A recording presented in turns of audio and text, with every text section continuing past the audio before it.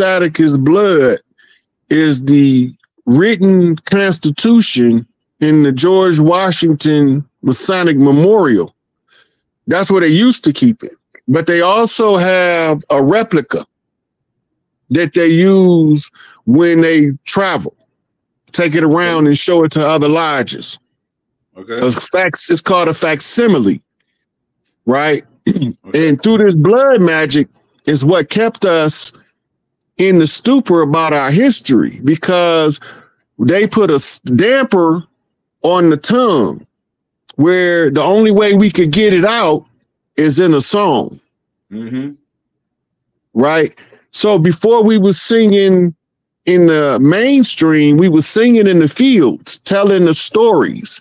And this is why, you know, our people always say that we told stories in our gospel songs. Mm-hmm. They think we talking church talk, but we knew something different. Go ahead. Right? So blood magic is a form of magic that uses blood as a source of power. Right?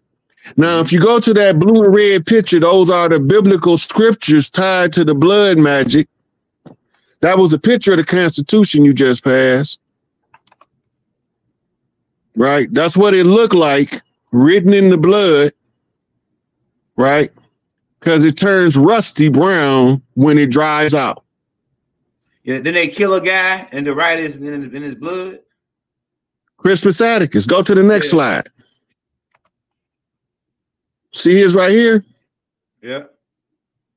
It says not much is known about Attucks, but most historians agree he was of mixed blood of African and Native American descent. In other words, he was one of us. Yeah. And yeah, go ahead. Okay, now this is the biblical verse, Matthew 26:28. What do this say? For this is my blood of the covenant. But covenant mean contract. That's people right. Get out of this whole covenant mean contract. The contract is the Constitution, this which is being poured out for many for forgiveness of sins.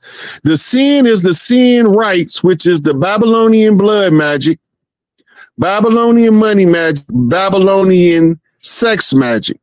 Forgive means to give favor to. Go ahead. Those acts by the blood covenant. This all in a biblical contract. Go to the next slide. Go ahead. Yeah, bro. This is math. These is the blood contract biblical links. Because we're going to go to Google in a minute and I'm going to have you pull up a picture of Pelosi and Trump. But Matthew 23:35. Right? That's 68. That's my birth year. And so upon you will come all the righteous blood shed on earth. Shall I say that again, Elder? Go ahead. And so up on you will come all the righteous blood shed on earth, from the blood of the righteous Abel, which means worker, to the blood of Zechariah, son of Brachian, who you murdered between the temple and the altar. That is the homicide that we know as Crispus Attucks getting shot. Right there. Right? These is all they call. I'm just telling you what they saying. And then I'm showing you where I'm getting it from. Okay, now, lamentations, what do that mean? Lamentation is a cry, it's a plea. Right? So this is somebody who's crying about something. Right? It say, but this was for the sins of her prophets and the guilt of her priests, who shed the blood of the righteous in her midst. And what do they call America gender-wise? Her, the woman, the Babylon, the whore, the great whore. Right. Yeah. So when they talking about who shed the blood of the righteous in the midst of her, that mean that some sisters seen what was going on. Go ahead. You on something, Roy. Go ahead. Right. So when you understand how the blood magic worked, then you understand why they wrote the Constitution in Crispus Attucks' blood, so nobody won't be able to contest it. Now, if you go back to, I sent you a clip, Article 77 of the Iroquois Constitution. That was toward the last receipts I sent you. Okay, all right. Oh, stop. That was important. This was the first one to identify the source of the attack on our psyche. Carter G. Woodson. Right? He famous for a lot of things. But telling us the mechanism by which they controlling us ain't one of them until today. Go ahead. Carter G. Woodson wrote in The Miseducation of the Negro. That's where you find this paragraph at that he's writing in the book called The Miseducation of the Negro. This is to unlock your mind. He say, when you control a man's thinking, you do not have to worry about his actions. You do not have to tell him not to stand here or go yonder. He will find his proper place and will stay in it. Wow. You do not need to send him to the back door. He will go without being told. In fact, if there is no back door, he will cut one for his civic benefit. His education makes it necessary. Wow. This is how voodoo works. This is the real voodoo. See, when you balance out the earth nature of the individual, the earth will guide you to where to find all of these little pieces and show people what you're talking about. Right? Let's go on to the one we was on our way to. Yeah, you killing the game, bro. You saying a lot. All right. You said a clip. Which one you wanted, Rod? It was one of the last ones I sent you. Okay, all right. Let's go back. Before. Yep. The fall of America. And then Baba already told us we had 30 years from 1970 to get ready for what was coming. Right? So in 2000, they take Baba off the scene. So now we had to readjust all of the pieces on the board. The lead pieces now have to fall to the back. So now you got to let what's called your second rank advance across the lines. Your second rank on the fifth dimensional chessboard is your flying kings that came from the checkerboard on the patriarchal agenda and landed on the chessboard to try to conquer a matriarchal domain. So you capture the flying kings. All that means is the ones that be flying around in airplanes in the public like they really running something, right? They just checker pieces on the chessboard. That's your politicians, your flying kings, the ones that go around and pretend to be delegates on the behalf of a secret society. Acting like they the royal families, but all the time, they just flying kings on the chessboard. They in the wrong domain.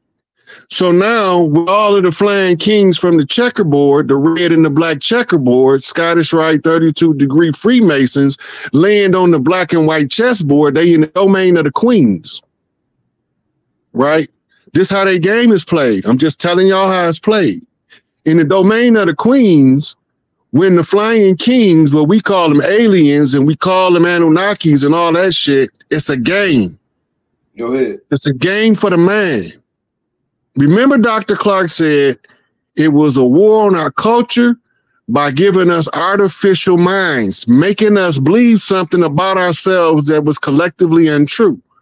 Go ahead. This is the game. So all of the secret societies, mama's boys, y'all call them Masons.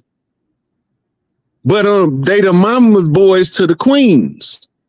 All of the queens got one son that they picked that to defend the family against spiritual and physical threats. Go ahead. I'm the worst of mama's boys. I'm number 7, and they call me last. I came in on 10. That's November the 10. Go ahead. Initiated 10 toes down at birth. Right?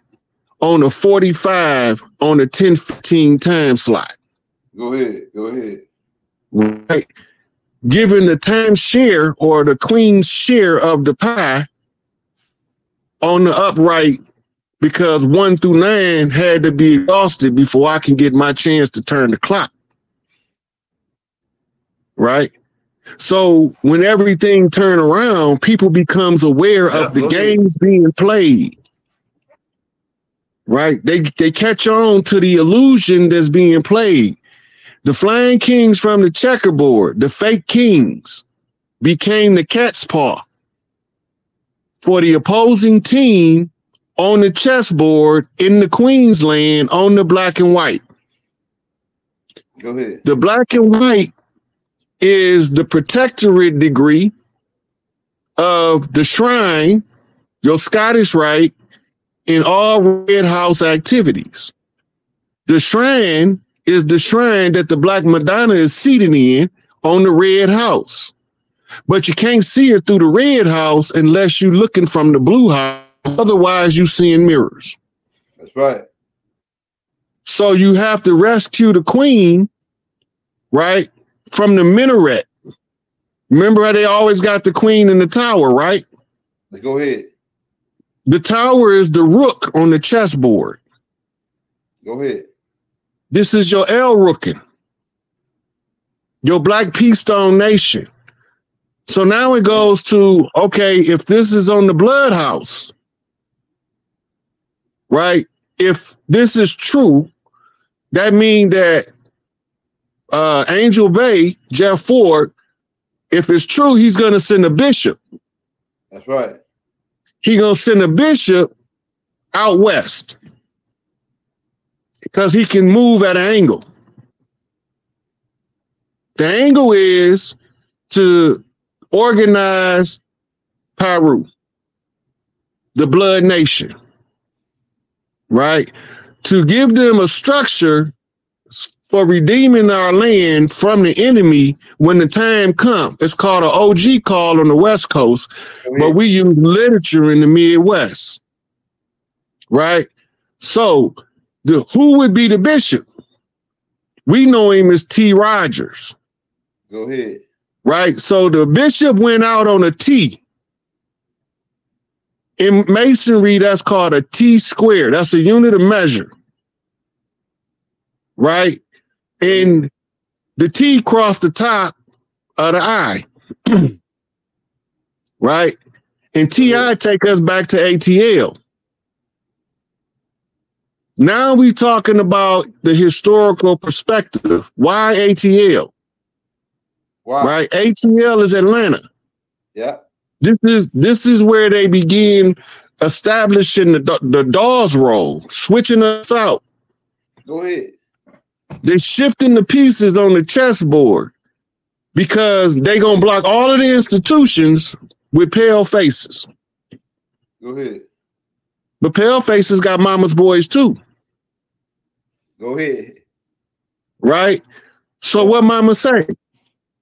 I'm going to talk to the pale face sister over there to send some of the mama boys to go inside where you can't go and put the secret out in the open. Go ahead. Right?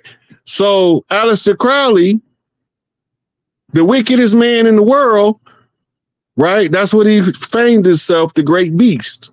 Left-hand path magic, Red Lodge, Freemasonry. He said, I went in there and got all of this knowledge so I can come out and put it in the streets. Franz Bardone, initiation in the Hermetics, right? Hermetic rites, teaching the mystic how to be a mystic in written format. Hey, keep going. Blue House Knock, right hand magic. So Franz Bardone and Aleister Crowley met and they didn't want to meet again. That's two men shaking and going their separate ways, separating red from blue. All of these things are structured for us